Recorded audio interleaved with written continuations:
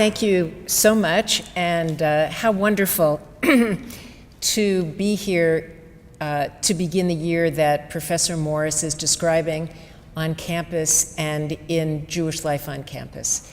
I have many people to thank and many organizations to thank, but at the risk of turning this into a bat mitzvah, I think I will just briefly say that I am enormously grateful to the many funders from the University of Minnesota, including the College of Liberal Arts, but particularly to the Center for Jewish Studies and to my colleagues who were among the first people to see some of the documents that you'll see tonight and provided the funding for graduate research assistants who made this possible.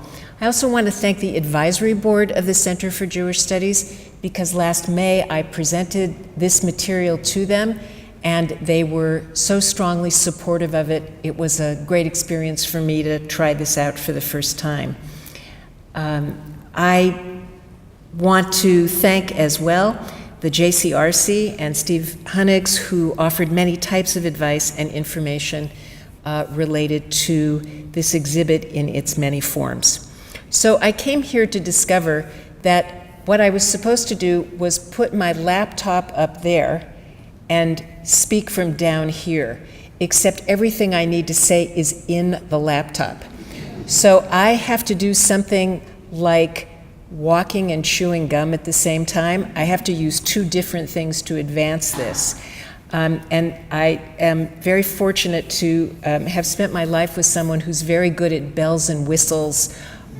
I mean, there are many reasons I'm fortunate for my marriage, but technology is definitely part of it. So this is even a little more complicated. So, you know, I have fond memories for anyone as old as me who used to go to art lectures where you would say, "Next slide, please." But there is no more "next slide, please," so it's all falling on me. So I hope you can be patient with me as I try to move through this. So first, I want to, oh, right, see, because I have to do this. Okay. First, I want to give you a feeling for what the exhibit looks like. And I'm very honored that you came, but the real purpose of this is for you to go to Anderson Library on the West Bank of the University of Minnesota, right next to the law school, accessible by many forms of public transportation, and there is parking. And what you will see at Anderson Library, which houses all of the archives of the University of Minnesota, is 2 floors of large panels, 20 by 40, that tell the story of which I'm going to share with you a small part tonight. It is what people like to call a document-heavy exhibit, which means that I don't have pretty artifacts and there are very few things that you might put in a display case. There are a very limited number of photographs. What we have instead is a very impressive number of documents, of newspaper stories from a variety of newspapers that include the American Jewish World, the Minnesota Daily, the Spokesman, the African American newspaper of Minneapolis, that give you a great many different perspectives on these events of the 30s. This exhibit was co-curated with an advanced graduate student in the Department of American Studies named Sarah Atwood, who did a great deal of the primary research, particularly at the Minnesota Historical Society and also at the university's archives. So all I can bring you tonight is a small fraction of what you can see there, and invite you to attend it, which I hope you can. It's up until the 30th of November. But in addition, beginning on September 13th, there will also be a digital exhibit. If anybody ever thought that it would be a great thing to have an exhibit so you could have a coffee table book with beautiful images that people would buy, you give that up when it's all pieces of paper. And because we don't want this information to go away, the panels will go away, but we have a digital exhibit to which we will continue to add things and add stories and add the stuff that we didn't have time to get in that still sit in the archives of the university. It's a bigger and richer story. And so that exhibit, and you're seeing the homepage of it, will be available at this website, at this web address, beginning on September 13th. And it will be alive and active and present for as long, we hope, of course, as there is the internet. So let me begin by telling you what I hope we'll be doing tonight, and of course there will also be time for questions. I want to present to you the story of what we learned about in the 1930s on the campus of what we're calling a divided campus. I want to give you a sense of what the documents are like that we found in the archive. And I want to do that by beginning with 3 very brief stories. They are very large stories in terms of the context of the story we're trying to tell, but they're very brief stories in other ways. And they'll give you a sense of what it was like to be on the campus of the University of Minnesota. 2 of these stories take you very briefly into the experience of being a minority student. One, a story of 2 Jewish young women, the other 2 African American women. And one story was entirely hidden from the people who participated in it. So we're going to begin the story here with 2 young women named Miriam and Jeanette Kalmanson, who were undergraduates at the University of Minnesota. And this is a page from the Minnesota Gopher, which was the yearbook and still is of the University of Minnesota. All yearbooks are digitized, which means you can look at them and learn about people, some people. We're going to talk about that. So the 2 of them were resident in boarding houses. There was not yet a women's dorm. That came a few years later. And so if you were from out of state or out of town, more likely, you would stay in boarding houses. And in 1923, the woman in charge of the boarding house where the Kalmanson sisters lived asked them not to return the next year because their presence as Jews of Jewish descent meant that she was downgraded for her ratings by the University of Minnesota for its boarding houses. So they were from Montevideo, and their father, a businessman, asked Superintendent Bolander, who was the head of the schools, to contact the university and to express his concern about why his daughters were asked not to return. And I've seen the correspondence that went through the president and other people, and it was, as often happened in these cases where minorities complained, ambiguous. Everyone said no harm was intended, there was a misunderstanding, it was very problematic. But what I learned, and other people who have looked at this, was that there was a rating system, and that the reason Jewish girls were asked to leave was because if there were too many Jews, that lowered the rating system because so many non-Jews would therefore not live there.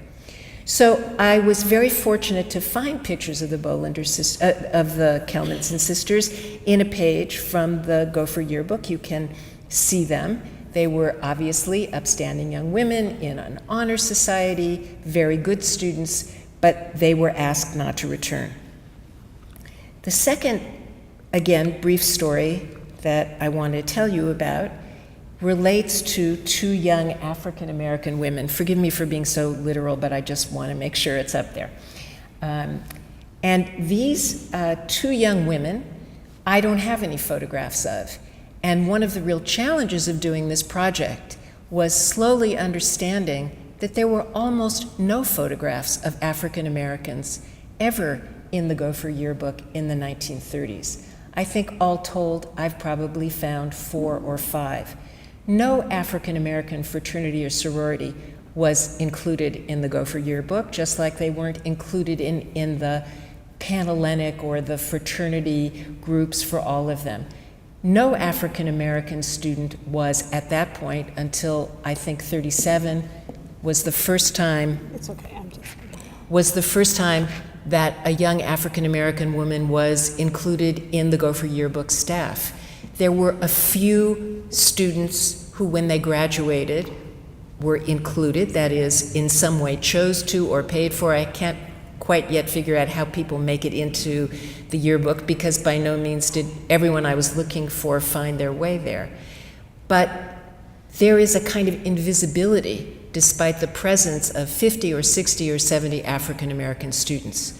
So I can tell you about two young women in 1935, one named Audrey Beatrice and one named Elizabeth Murphy, but I can't show you their images, like I cannot show the images of the vast majority of African American students. They came to the university in 1937. They had contracts to live not in dorms, but in something called cooperative cottages, which were right off campus.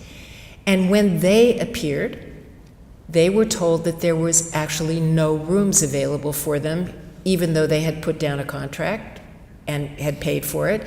They were there with their mothers. And what happened instead was Gertrude Brown, who was the head mistress of the settlement house, the Phyllis Wheatley House on the north side, was contacted and asked to find housing for them. Where I learned their story was in a report, which is why you're seeing not only the report, but you're also seeing a little excerpt from it, because in 1937, Ben Lippincott, who was a member of the political science faculty, asked a young African American student, Mr. Grissom, to give a report on the state of housing for African American students. And their stories appear in this report, and that's how I learned about these young women. But the third story, as I explained, is entirely invisible to the people who participate in this, because this is the report of, this is a confidential report that was found in the papers of a man named Ray P. Chase that are held at the Minnesota Historical Society, who you'll learn more about. And it's a report of a meeting of something called the Social Problems Club, a club where people went to talk about the issues of the day, primarily economic issues, in 1936.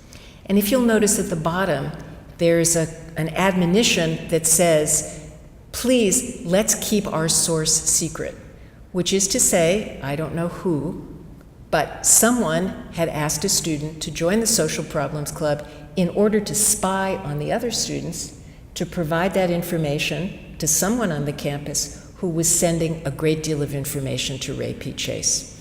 So to give you just a small feeling for what the 30s were like at the University of Minnesota is to understand that there is discrimination in housing, racial and religious, though this was a period of time where, of course, Jews were not viewed as entirely part of the white race, and that there is also surveillance going on the campus with students with ideas that some in power are finding offensive.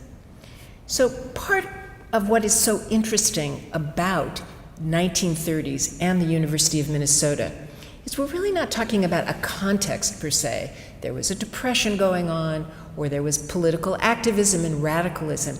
All of these things were happening at the University of Minnesota. It's set off largely by the Great Depression, when, as I'm sure many of you know, there were widespread debates in this country and throughout the world about what were the effective and just forms of economy. How should the United States be relating to Europe? Is there a possibility that the United States will now enter a second war? Is that a good thing or a bad thing? And this is the period of time in about 1932 when the first national student movement happens in the United States. There were student movements many, many decades before throughout Europe and in Asia and elsewhere, but the US really didn't have a national student movement until 1932. It started in New York, and the coincidence between New York City Jews and radical movements is no accident. As you will shortly see, the university looked at it that way as well. And that particular movement stayed very powerful through the beginning of the 1940s. This is a period where the struggle for African American rights and against anti-Semitism is going on not just nationally, but on the campus of the University of Minnesota. But one of the very unique things about Minnesota is that this is the period of the dominance of the Farmer Labor Party. So many of you know that we call the Democratic Party the Democratic Farmer Labor Party. In this era, there was only a Farmer Labor Party, and the two key parties of the state of Minnesota were Republican and Farmer Labor. Democratic Party was viewed as highly corrupt, very ethnic, and not a major player in this period. And as a result of the Depression, Farmer Labor was swept into power and dominated the governorships, the senatorships, and the Congress positions, and many, many local governments all the way until 1938. It wasn't until 38, with the defeat of Governor Benson, a very key part of this story, that there was other people in power. There were many people at the university very threatened by the Farmer Labor Party for its progressivism, and there were many, many students and some faculty who were strong supporters of farmer labor. So what's unique about the 30s for the University of Minnesota is that its form of government, its support of labor union, its support of pacifism and anti-war really figures into that story. And the part of the story I can't tell you tonight, but I really hope you go see it, is that there were very intense efforts by the part of some administrators to try to affect who was being appointed as members of the Board of Regents, because the governor nominated, the legislator decided, and the growing strength of farmer labor appointees on the Board of Regents, including the first Jew appointed, George Leonard, is an interesting part of this story, but not one we can talk about tonight.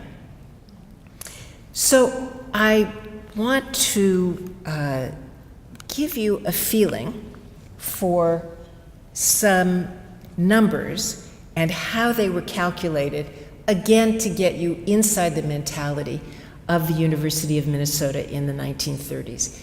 This is a period of very committed to the use of statistics, counting everything, scientific, bureaucratic approaches to institutions. And in the archives of the University of Minnesota, in the president's files and the dean's files, were some very powerful documents. And they included things you wouldn't think that would be all that interesting. Freshman physicals, why would that be interesting? How many students are coming from out of state? Something being carefully monitored because of the growing need for student housing at the university and the building of dormitories. So if you look to the right, or my right, your left, you will see that Ruth Boynton, if any of you went to the University of Minnesota, you know that Boynton is where you went for health care.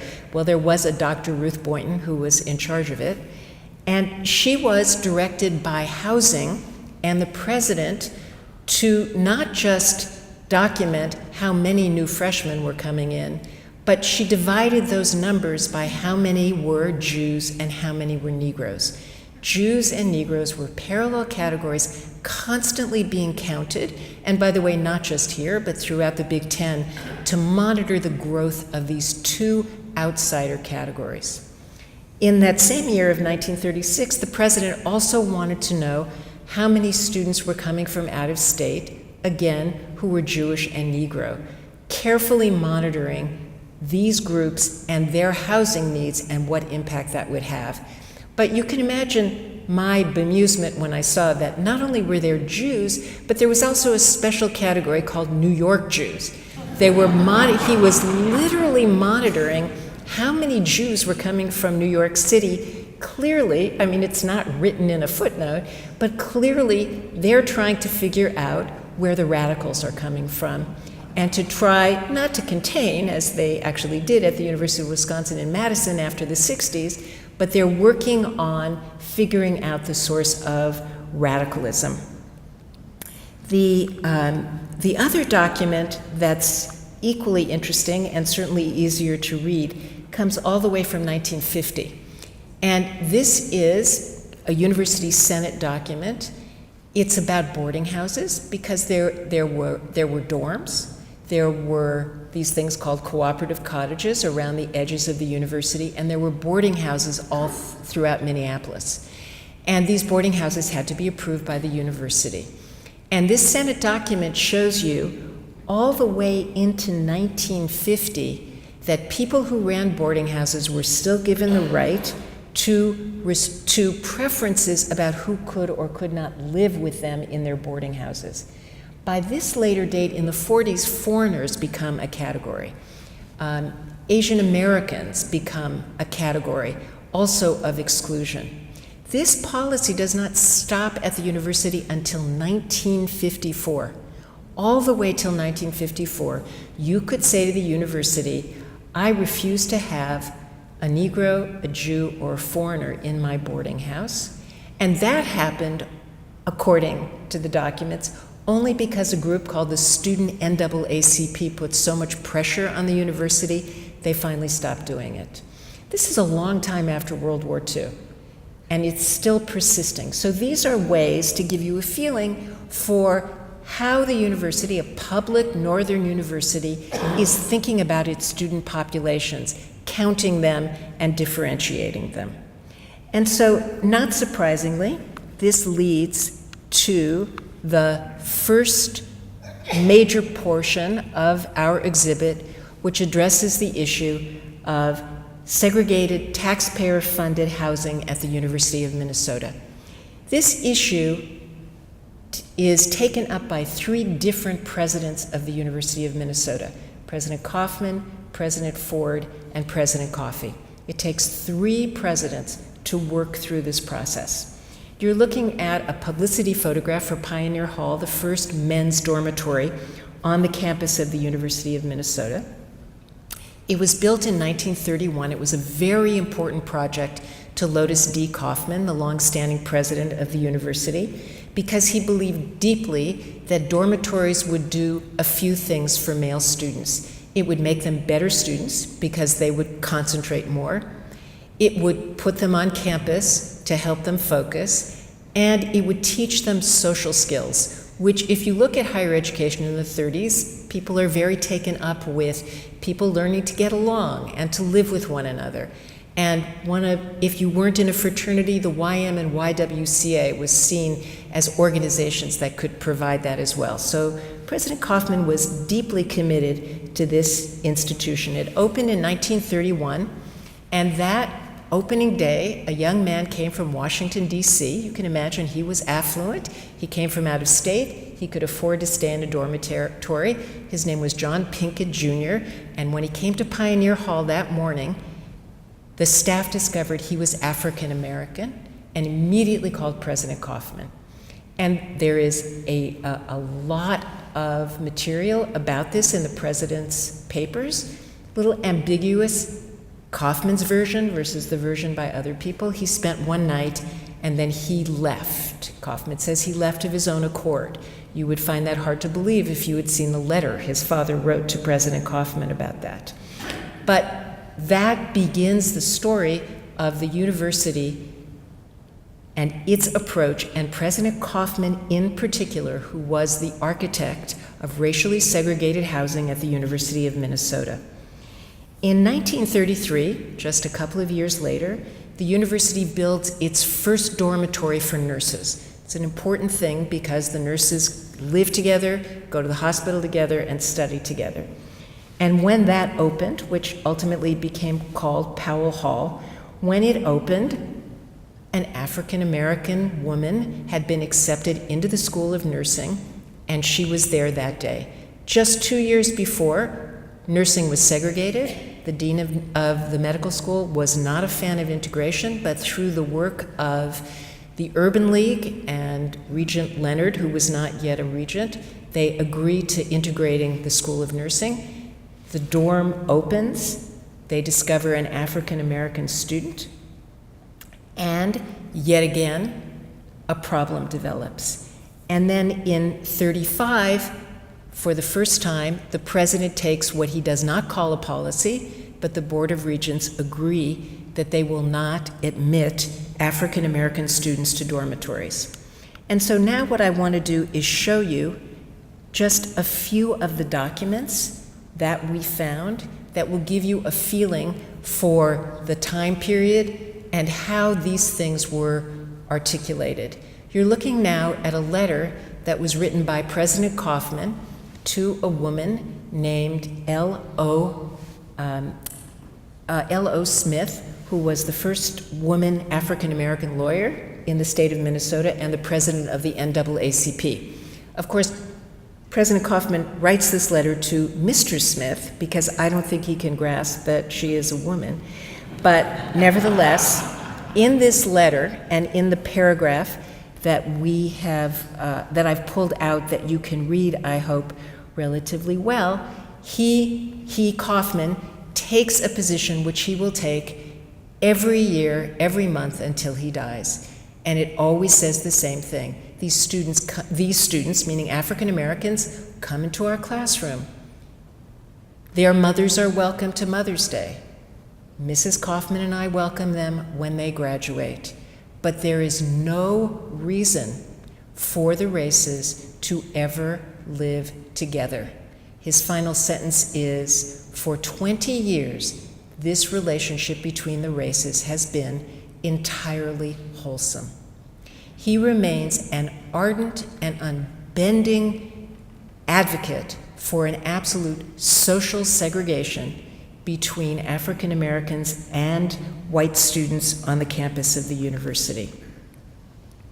You can see next a really fascinating little snippets that I've taken out of the documents, the debate about the admission of an African American woman into the dormitory. Elias P. Lyon was the dean of the medical school. Remember, this is a man who opposes integrating nursing and then ultimately agrees to it. He writes to the president, being told that this student needs to leave and live apart from all the other nurses. And he writes, as you see, the ethics of medicine and of nursing are opposed to racial discrimination. President Koman receives a second letter from W.T. Middlebrook, the comptroller, who is in charge of all housing and a key figure in segregation. Dean Blitz was the dean of women. And he writes to the president and he says, twice in one paragraph, if you let her in, you set a precedent for every other dormitory on this campus. I beseech you, he says, don't do this. So extreme is his position that he says we need to give her $40 a month to live somewhere else. President Koman, of course, sides with Comptroller Middlebrook, though he says we're not giving her anything. We're not paying. But other than that, he takes, again, that same position of the power and importance of segregation. So what ultimately happens is that from 1931 until 1937, this is debated over many years. And finally, in 1937, President Koman is ill. He has a severe heart condition. He dies in 1938, but in 1937 he's already reluctantly really has to give up being president. And there is an acting president named Guy Stanton Ford. Guy Stanton Ford was the first dean of the graduate school. Before he held that position, he was the head of the history department, a distinguished scholar. And he goes on to become acting and then full president. The moment he becomes president, he stops segregated housing completely. But in 1942, he has to step down because you had to retire in those days. He's replaced by President Coffey, who then creates what he calls an international house, whose purpose is to house solely African American men. So many of you know there are international houses all over American campuses whose purpose is to house international students. He gave it that name. It was Kaufman's idea, though Koman was long dead by the time this actually happened. And he does that in 1942. But the difference between 1934 and 1935, when there are a dozen students deeply committed, both African American and white, and the white students were very largely Jewish, who were fighting for integrated housing. By 1942, more than 1,000 students protest. So let me now, again, show you some of these documents to give you a feeling for what we saw and what we learned. One of the most interesting things that we learned was that the African American press was very closely linked to the university and even to the Minnesota Daily. And one of the journalists for the Spokesman was an undergraduate at the University of Minnesota at the same time. Her last name was Dodson. So this newspaper tracks everything about segregated housing. And you can see this banner headline when they call him Dean Ford, though by then he's president. Dean Ford ends U housing ban. University's acting president clears the situation. So this is a very significant step for the African American community. It's covered in the Minnesota Daily extensively, with great approval by the journalist staff of them. Now, how did this happen? Was this just because President Ford was progressive? No, it happened because of 3 solid years of intensive activism. Over this 3-year period, they called student government the All-University Council. There was a committee of the All-University Council on Negro discrimination. In 1937, for the first time, there's a Negro Student Council, which is formed of African American kids acting on their behalf, for which this was one of several issues, but the most significant. And they had an interracial committee, that was what they called it. So there are reports being written, letters being written. The Spokesman is calling on its readership to write to the governor of the state. There is tremendous activism. It's cross-racial activism. It's community and campus activism. And it keeps a constant critique of this going on. And this is persuasive clearly to Ford, though it's very clear from the way he writes about it that these are his concerns as well. But as I said, President Ford leaves and goes to head the American Historical Association outside of Minnesota. And I wanted to just show you some of the newspaper coverage of what the Minnesota Daily calls the Negro House, but was actually called by the university the International House. And what happened was an African American graduate student in math named Garland Kyle went to housing and said, I don't want to live in a dorm, I want a cheaper place to live. And they said, okay, we actually have a building that we're interested in renovating. If maybe some of you know the Commons Hotel on Washington Avenue, it's right there. And he went with a white graduate student and said, we'd like to live there. The white student ultimately didn't move in January, and housing people decided this would be an African American house. They never asked Garland Kyle if he wanted to live in an all African American male house. They never asked anyone. But pretty quickly, the students who moved in integrated it because they were committed to integrated living, which was difficult to do. The head of Pioneer Hall heard about it, walked over, saw not only were there African American and white students there, the Civil Rights League was meeting there, and 2 Japanese Americans waiting to figure out during the internment of Japanese students, this is 1942, if they're going to be admitted to the university. He took the keys, he kicked them out, he locked the door. And he said, after the university had spent $6,000 in 1942, he said, this is a Negro house, and this cannot be integrated. Immediately, a very interesting guy named Leonard Lecht organized 7 different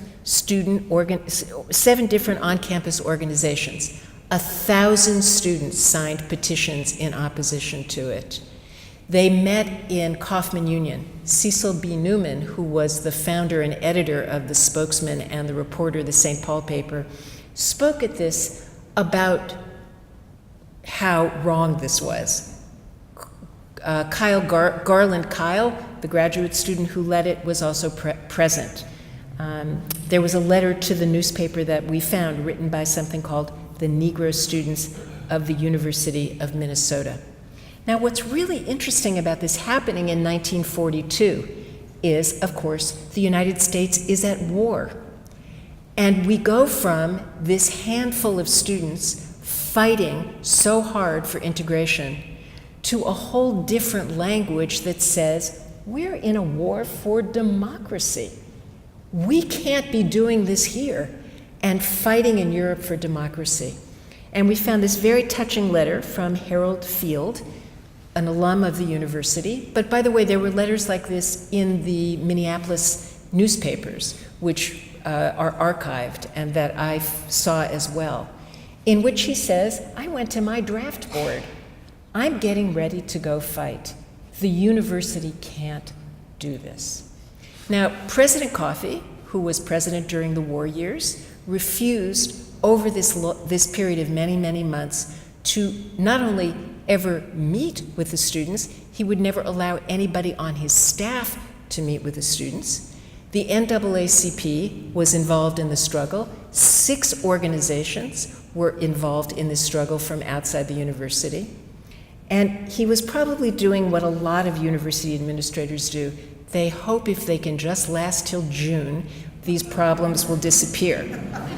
And in fact, I never could find any evidence about this in the Minnesota Daily after this happened. But the spokesman continued to monitor it. And finally, in July, President Coffey agreed to meet with 2 members of the NAACP, one a minister, and he said, all right, we won't do this anymore. But the last line of the spokesman article was wonderful. It said, we're watching. That's how much confidence they had in what the University of Minnesota would do. So, again, a remarkable story of alliances, even more sophisticated alliances. And in those days, they had political parties on the campus, meaning if you want to run to be on the all-university council, you run on a platform, the progressives, the wedge, whatever.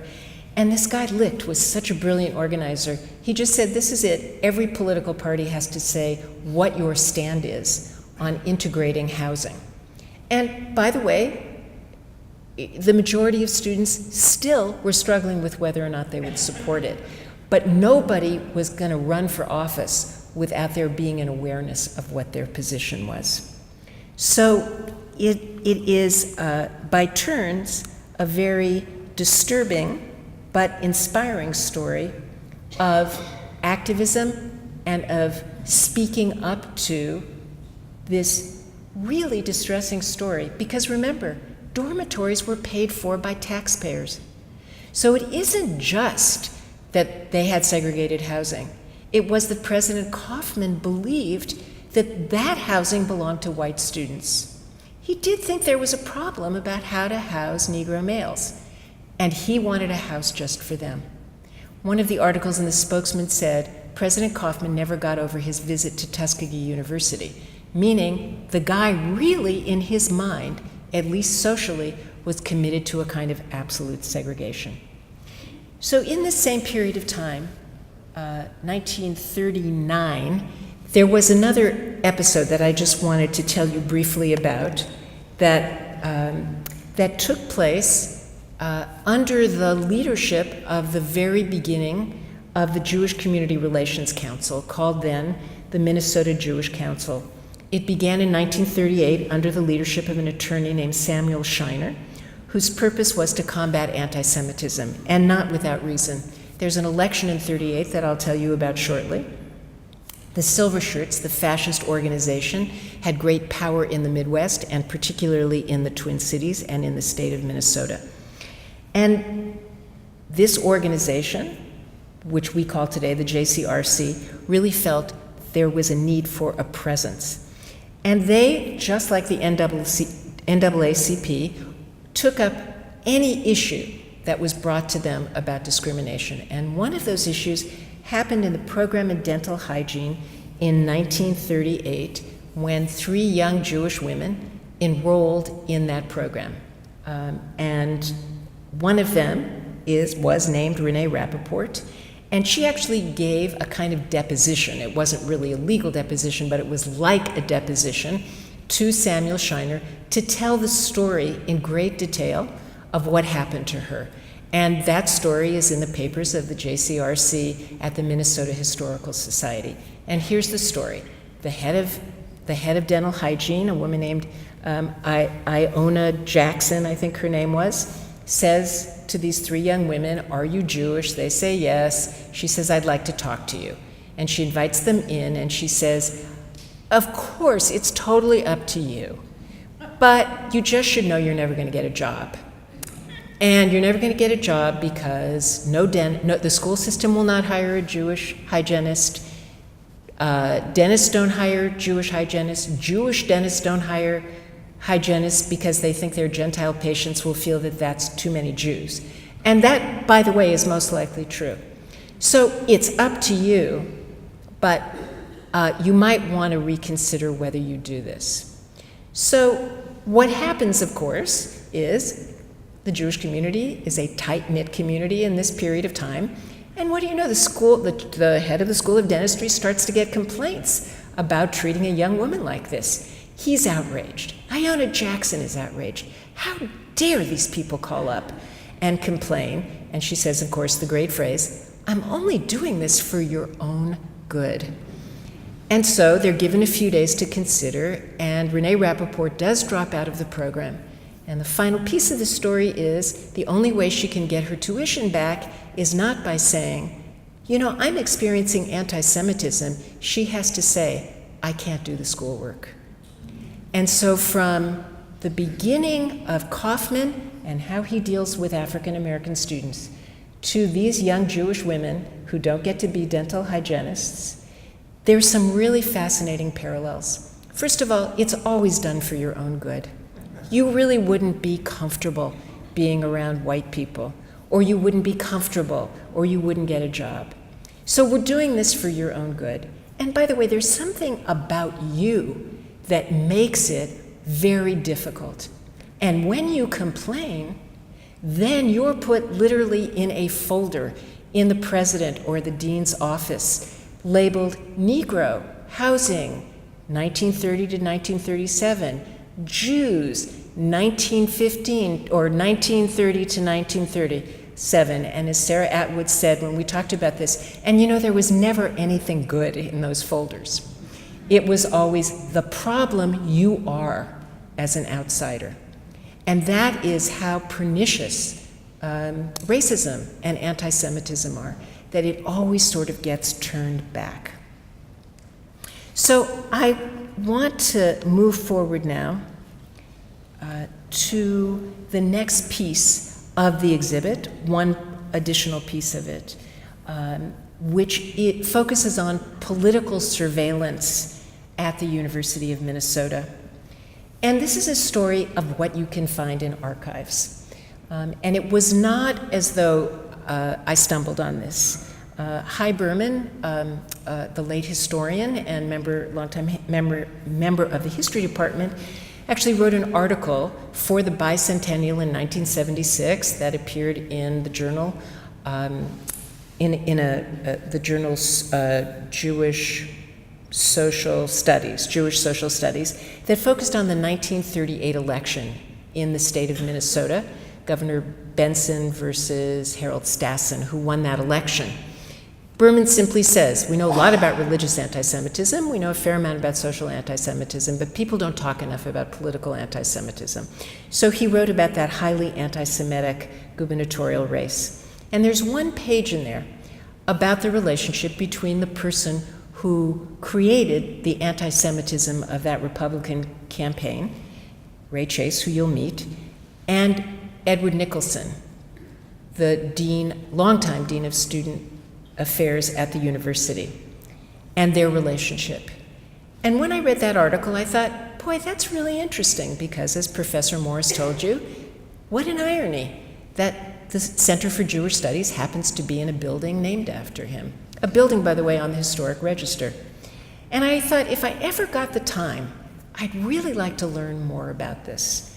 And that was how I was able, happily, because of graduate school and CLA resources, to get Sarah Atwood to spend time in the Chase papers, which you'll learn more about. And what these archives revealed was, by the way, nothing about this exists in the archives of the Dean of Student Affairs or the President. It all appears in the Chase papers at the Minnesota Historical Society, which is full of letters and other documents that you'll see, all from the Dean of Student Affairs. So this story about these two men is about their effort to influence and undermine and control students and faculty who were political activists on the campus, the appointments of regents, even appropriations to the university, who could speak on the campus and who couldn't, and the student rights to circulate information. So this is Ray P. Chase. Chase was from Anoka. He was a newspaper publisher. He served 2 years as a congressperson. He was a long-standing auditor in the state. He ran for the governorship and lost to Floyd B. Olson. He made an initial run and then dropped out in '38. And he was the architect of a Jew and red baiting campaign, and I'll tell you about the booklet that he created. In '36, he created what he called the Ray P. Chase Research Bureau in Chicago and Minneapolis. Its sole purpose was to collect information about people that he decided were communists or dangerous or problematic. He did not like taxation. He did not like public funding. And he gave this information to anyone who would take it, and all of the money he made came from a private and quiet group of people who supported his work. His document, Keep America American, was, I know, you got it. This was one of his fundraising documents. And I thought it was really important for you to see what he said his objectives were. He wanted to safeguard American ideals and institutions. He opposed alien isms and subversive activities. He supported good government, which meant no taxation. He said he was in favor of providing militant and sustained opposition to what he decided was bad government, waste, extravagance, graft, and all misuse of public funds, which was almost any use of public funds. And his partner was, this is from the Minnesota Gopher Yearbook, was Dean Edward E. Nicholson. Nicholson became the dean of, he was a chemist by training. He became the dean of students in 1917, and he held that position until 1941, amassing more power over the control of students than probably anyone at the university has had since. I used to like to say that he had a double life. So he was Dean Nick, the beloved dean, and he was really effective. I've read this about him. He worked really hard to keep young men students in school during the Depression, to really help them out. But he had a secret life in that he spied on students and faculty for Ray Chase. Oops, see, not bad. First one. Okay. So, but then I learned by looking at the Minneapolis Star newspaper, he didn't have a double life. He was well known in the Minneapolis newspapers for being anti-labor, and I learned that the Minneapolis City Council called on the university to fire him because of grand jury tampering. So he had a double life on campus, but he was a rather well-known political figure in the city. So the two of them have this relationship. And what I want to communicate to you is that for the two of them, information is power. Information is everything to Chase. It is the coin of the land. It's how he makes his living. And the more information, very often inaccurate information, or as you'll see, invented information, is what he uses in order to affect Minnesota politics. But there's lots of information being circulated in this period of time, as there always is. The regents and the president of the university regularly sought information from Dean Nicholson about radical students, dangerous students, who they were, where did they come from. And Nicholson has documents about his own history of them. And it's interesting, he has one history that goes to the Board of Regents. This starts with 2 students from New York who come to Minnesota. In the Chase files, it says 2 students from New York, parens, Jews, close parens, who come. So he has different ways of presenting it. Nicholson sought extensive information about what students believed, what they did, what organizations they wanted to form, and he, through the University Senate, had absolute control over what organizations could or could not exist, what information could be distributed, what could go in students' mailboxes or not. Chase sought information from Nicholson and others on campus in order to shape Minnesota politics. Chase wanted the support of the Board of Regents. He writes to them, but I don't know if the regents agreed to accept information from them. Political surveillance was based on information, often wrong, but it was the currency of power. And in this period of time, faculty and students at the university were under constant political surveillance. So what I'm going to show you now is what appeared in the Chase files based on the university, on what was going on. What Chase did was he got information on students and faculty, which he then turned into lists. Many forms of lists, many kinds of lists. I don't even have all of the lists. For example, we found a list of people who went to a peace demonstration, which was very pervasive in this period of time. But in this letter that Chase receives from Nicholson, you see very clearly that Nicholson says, I have more names for you. I have more information for you. And then on the backside of the same piece of paper, for reasons I cannot comprehend, on a piece of paper with the Lord's Prayer at the top, there is a list primarily of faculty members. And by the way, some very distinguished faculty members.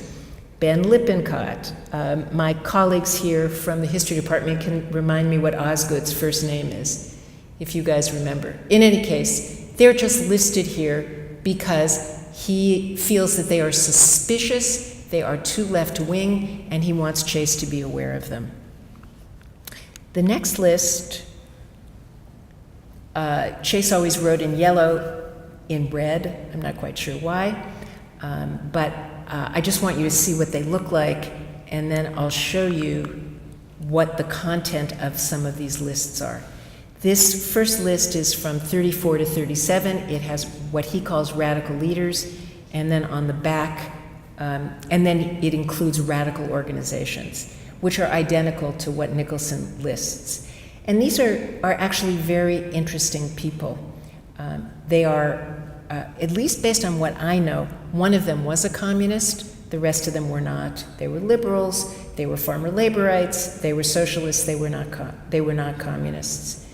But he lists them in interesting ways. So the one name that likely most of you have heard of is Eric Severide. So Eric Severide's first name really was Arnold, and he dropped it the moment he graduated.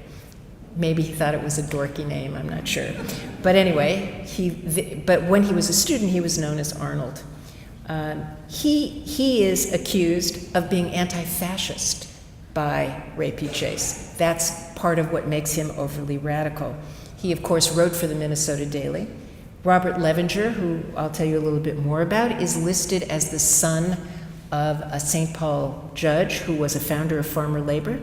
He is accused of controlling the university forum, Jew. Notice that Arnold Severide, who most likely was a Lutheran, is not listed as Arnold Severide Lutheran or Dick Scammon, whose father was, at that point, the dean of the medical school. I don't know what their religion was. Jew is not listed here as a religious way of life. It is listed as a racial and radical designation. So one of my favorites is Lester Breslau was already actually a physician by the time that this was done, and he is listed as being in the U.S. Public Health Service, for which he is accused of being against the American government by working for a national public health service. Also listed were Sherman Dreyer, Jew communist, dominated Minnesota Daily; Joe Toner, Jew, editorial director, radical agitator; Rosalyn Madison, who we were able to learn a lot about because she is part of the Minnesota Historical Society's Radical History Oral Project. So we have a first-person account of life on campus, just as we did from Eric Severide because of his memoir. And then Esther Leah Medallia, who represented the student body at the American Youth. There were lists of who appeared at peace marches. So we also learned through an FBI report that Edwin Nicholson gave student names to the FBI, as Ray P. Chase did. After Severide's death, someone made what's called a FOIA request for his FBI file. I've seen it. The very words that you're seeing in these lists appear on FBI reports on Eric Severide from this period of time. So while these students were not kicked out of school, which they were in New York and at UCLA and other places for their radicalism, I think Nicholson and Chase had something else in mind. You need to know that they used the exact tactics that the FBI was using. You infiltrate, you take names, you create dossiers, and you hold on to them for future use. And when I was looking through the Gopher yearbook, I came across this very innocent photograph of the Student Forum Committee. I belonged to something when I was in college called the Great Issues Forum. It did exactly the same thing the Student Forum Committee did in '35. It brought people to campus to talk about the issues of the day. And the longer I looked at this picture, the more I realized that 9 people in this group were under surveillance by Dean Nicholson. These upstanding, good-looking, suit and tie kind of people, and not all of them are pictured, that's why there are 2 little arrows. 9 of these undergraduate students were under surveillance, not because they were on the student forum, which is not to say that Chase did not have actually a document, I kid you not, with red marks by the left-wing speakers and blue marks by the acceptable ones, but because student activists, very active in student government, very active in the Daily, were actually being spied on. So why were they doing this? And there were many reasons, of course, because you've seen what Chase's ideology was, and that he is fighting a war against isms and radicals and pro-labor and people he decide are communists. But it comes to a very dramatic and important election of 1938 when Elmer Benson, sitting governor, is running against a person who called himself a liberal Republican, Harold Stassen. And in '38, a very short time before the election, Ray P. Chase produced what he called a pamphlet, but is a 62-page book called Are They Communists or Catspaws? And I actually discussed this with my friend David Itzkowitz here to ask him what he thought a catspaw was. I was finally driven to look it up. A catspaw is a dupe. It had a kind of literary reference to a monkey who would take a cat's paw and put it in the fire to see if it was cold or not cold enough or whatever, but it basically is a dupe. And in this booklet, in this book that was very widely distributed and backed by very wealthy people whose names never appear, he lays out the fact that Elmer Benson is surrounded by communists. Maybe Benson is himself a communist, but he might be a dupe, but he's surrounded. And he mentions 5 names, which you can see at the bottom there. All 5 of those men were Jews. And some of them, by the way, were not very significant in his campaign or his leadership. Some were. He chooses them because they're Jews. He never uses the word Jew in this document, but it was an unmistakably anti-Semitic document. Remember, it's how the JCRC begins. He actually says, he calls this a red baiting pamphlet, and he says, what's wrong with red baiting? Nobody will ever tell you. They all say you shouldn't red bait. Why not? And in this booklet, this pamphlet of his, he claims to finally distribute all this information. It is full of forgeries. Even before there was Photoshop, you could forge photographs. Whoops.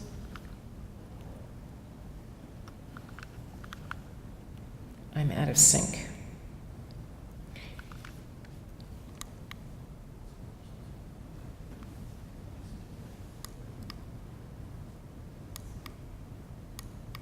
Right, this is where we should be. This is one of the examples of a forged, I don't know what you call it, a doctored and altered photograph. This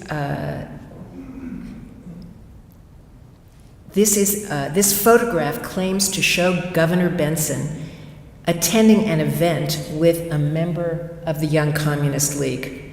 He's seated with Mr. Whitney, who is the educational director of the Brotherhood of Railway Trainmen of the United States. They're attending a 1937 peace rally in New York City that was organized by Mayor LaGuardia, Senator Robert Wagner. There were Republicans involved in it. There was a yearly peace demonstration. And Chase brushes, I don't know how you say this, brushes in a photograph of a guy with a cap that says Young Communist League. Notice that there's a post coming out of the car. This is a badly forged photograph. But in addition, Mr. Whitney actually gave official testimony, broadcast a speech that said this was a complete forgery. This was not a Communist League event. It was a statewide peace rally. And almost all the photographs are doctored in just this way. People are airbrushed out. People are put in. And over, Chase says in the document, he says, these are just facts. All my information is facts. A third of it is devoted to this theme, that communists have infiltrated the university, that communists are being paid money to speak there, that communists have overrun the institution, that communists, faculty and students are taking direct orders from the Soviet Union. And he particularly focuses on this young man, Sherman Dreyer, who was a student activist, a left-wing student activist, and he accuses him of being falsely on the payroll of Governor Benson. He did write speeches for him. He's very young. His Jewishness is why he ends up in the pamphlet, suggesting that he has a great deal more power than one might imagine for a person so young. So the pamphlet has a huge impact. It's distributed in churches throughout the state of Minnesota. There are, not all churches, there are debates in the press about whether to believe it or not. And finally, in the last days of the election, 2 ads appear in the American Jewish World. One in support of Stassen. His supporters apparently plead with him to disavow Chase and to please take a stand against this scurrilous, anti-Semitic, red-baiting document. And finally, his committee puts something out, and all that the Stassen campaign will basically say is, I'm a liberal, I hate all forms of prejudice, farmer labor is fanning the fires of prejudice, I haven't done anything. But notice by contrast what the farmer labor ad says, Jew baiting has been made an issue in this campaign. And it's interesting, it's taken out by Working Newspaper Men Volunteer Committee for Benson, and its leadership is someone Jewish and Irish. So it's a very pluralist kind of ad. The Stassen ad is all Jewish, and there were Jews on both sides of the Stassen-Benson campaign. Benson has an overwhelming loss. In 36, he wins by the largest margin, and in 38, he loses by the greatest. Without this, it's most likely he would have lost the campaign anyway for a variety of reasons. But this scurrilous document that impugns the university, that lies and distorts, is a critical part of a kind of politics in Minnesota at this period. Well, as you can imagine, there's only so long that you read names of students on lists that you start to think to yourself, gosh, I wonder whatever happened to those people. And thanks to the digital world, and because I missed almost all of them by a decade, they had all passed away and had left obituaries behind. And the astonishing fact of African American and Jewish and white students who were anti-war, who were pro-integration, who were very critical of the university's opposition to student rights, grew up to astonishing lives of justice and service and excellence. So Lester Breslau, probably the most hated of all Nicholson's people, the first name up there, went on to become the dean of the School of Public Health at UCLA, was fired by Ronald Reagan because he thought healthcare should be extended to the poor, and was the first scholar who found a link between your lifestyle and how long you live. And you wouldn't be surprised that his obituary did note that he died at 93 at home. Near the bottom, there are two Levingers. Robert Levinger on the very bottom, right above him, his brother Lee Levinger. Lee Levinger was the first Jew appointed to the Minnesota Supreme Court. After 1 year, he went and joined Robert Kennedy and Byron White and argued the single most important antitrust case in American history. His brother Robert Levinger went on to be the primary researcher. He was a medical physicist who worked on how to moderate radiology for the treatment of cancer. Charlotte Crump, a very important African-American activist, wrote for the Pittsburgh Courier, worked for the NAACP, and founded the Jack and Jill clubs that dealt with the poor. And I could go on and on and on. In addition to those lists, that's all I had room for. Howard Kahn, who was from Minneapolis, who chaired the first committee that presented an 8-page report on integrating student housing, was a member of the JCRC board and fought for integrated housing his entire life. If any of you were involved in Israel peace organizations or the JCC movements, Esther Leah Medalia Ritz, who grew up to be Esther Ritz, was one of the great leaders in all of those movements. I'm looking for someone who might know Joe Toner, because he's the only person I've never been able to find out anything about. And there are more stories to tell, but it was extremely inspiring. And at the risk of going on just a few minutes too long, one of the great outcomes of this experience was that I began corresponding with Robert Levinger's son to learn more about him. And 2 weeks ago, when the exhibit opened, 17 children, nieces and nephews and grandchildren of Lee and Robert Levinger came to see the exhibit, which was just an extraordinary experience.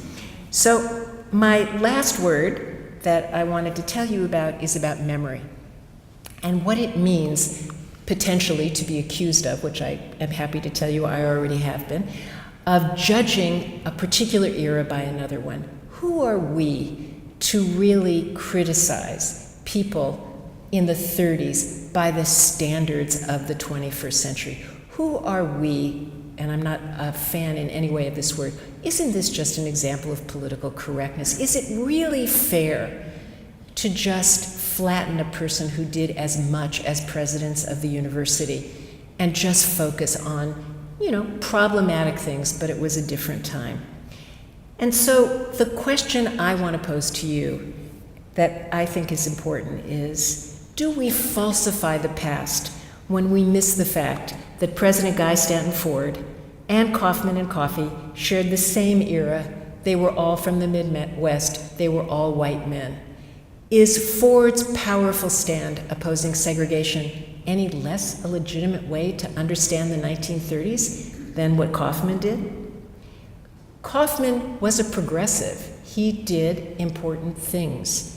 But his ideas about a progressive society were built on an absolute commitment to social segregation and racial hierarchy.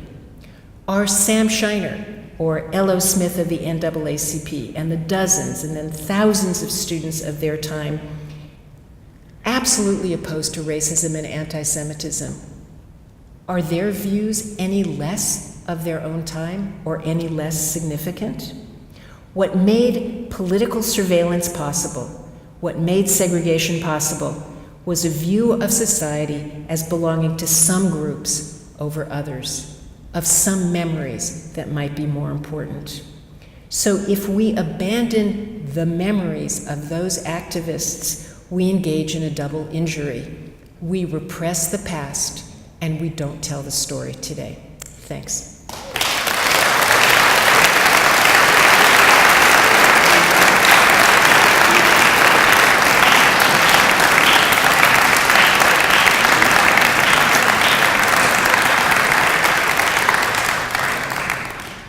Well, if you're willing, as my rabbi who's here always says, all that stands between you and the sweets is me. So if you have a few questions, why don't we take two, and then let's take two, and then we can go out and continue to have eat sugar and talk about this. So.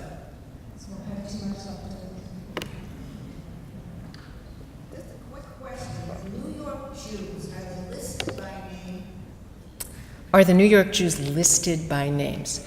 So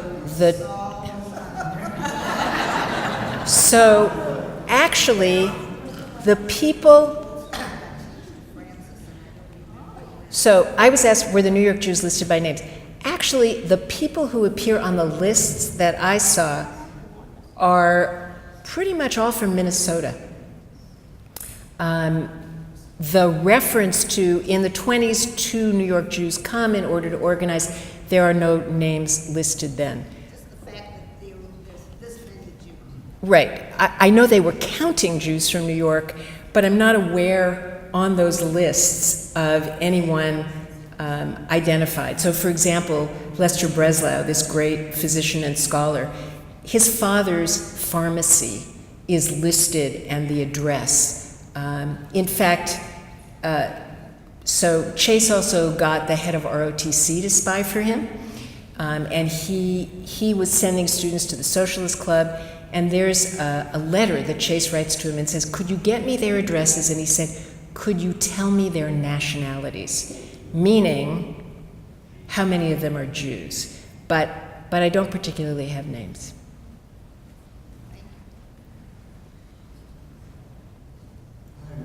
How far do you go into the matrix of the university is a metaphor for the state cell? The 30s was rife with Father Coughlin, with all of these attitudes pervasive in Minnesota. You go back to the Carrie Williams article in 1946. So why was the university so different from the rest of the state? So I'm not sure when you came in, but where I began was to say the university was the center of a lot of political conflict. So this exhibit really goes from 30 to 42, and 42, it's wartime, and things begin to change, though I tell the story of the young Jewish women in the boarding houses much earlier in the 20s. Let me just tell you that the co-curator, Sarah Atwood, tried desperately to see if Ray Chase was a silver shirt, but we didn't, we could not find that, though he was very critical of Eric Severide for writing about the silver shirts. No, the university wasn't different, though I haven't found among students any strong right-wing politics.